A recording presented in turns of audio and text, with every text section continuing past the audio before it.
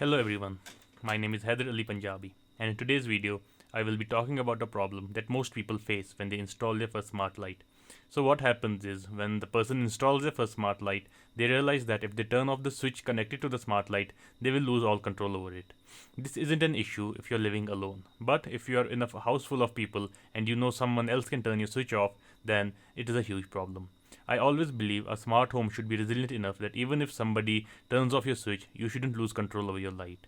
So I'll show you a demo first. Here I have my home assistant connected to a smart bulb, and if I turn it on and off, I can control my smart bulb. But I've also wired the smart bulb to a switch, and I can turn it off using the switch, but I will lose all control over it in home assistant. So this is a huge issue. To resolve this, we can use a device called a Sonoff ZBMiniR2. This is a ZigBee based device which has a special feature called Detached relay mode. So I'll show you a demo with this. First I'll disconnect my power supply, and then I'll rewire the whole thing.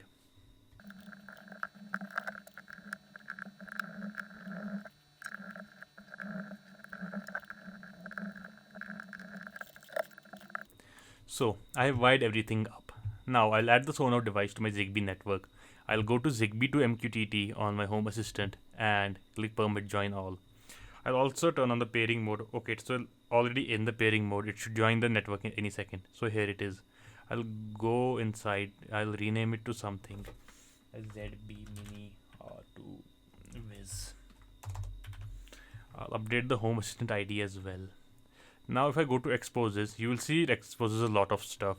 In the state, if I turn it on and off, it will turn on the light and turn it off. It will act in a similar manner as the switch. So if it's off, it will disconnect the bulb from the Wi-Fi and you can't use any automations or smart features with it. The switch also works in a similar manner. If you turn it on, it will turn the light on.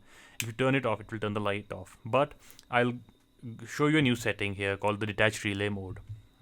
If you set it to true, the switch will not work now. So if I turn it on, nothing will happen, but it will still receive the signal in ZigBee. So using that signal, what I'll do is I'll control the smart light using that signal. So now that I've set it up here, I'll go to settings and go to automations and create a new automation.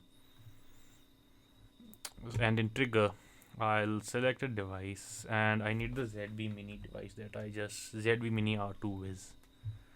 And here's the toggle action. So I'll select this and then I'll select the Viz bulb that I have.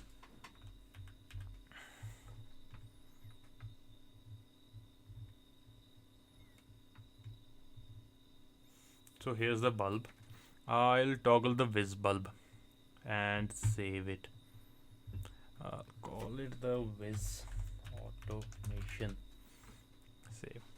So now what will happen is if I turn on the light,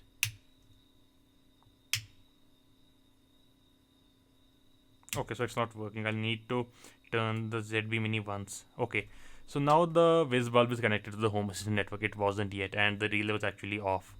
I'll make sure that it is connected to home assistant first. Okay, it hasn't connected yet. It will take a moment. Okay, so it's connected to home assistant now, and I can control it using home assistant. And since I have an automation running as well, if I turn off the switch now, it will send the signal to home assistant to turn it off and not turn off the relay itself. And I can turn it back on using the switch as well.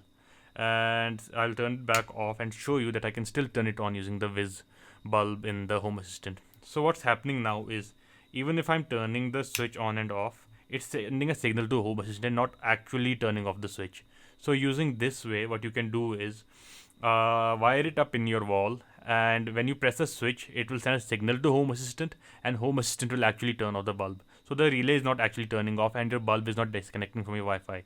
So this is how you wire your dump switch to a smart bulb, so that even if you turn the smart switch or the dump switch actually on or off, it won't actually disconnect your bulb. So this is how you do it.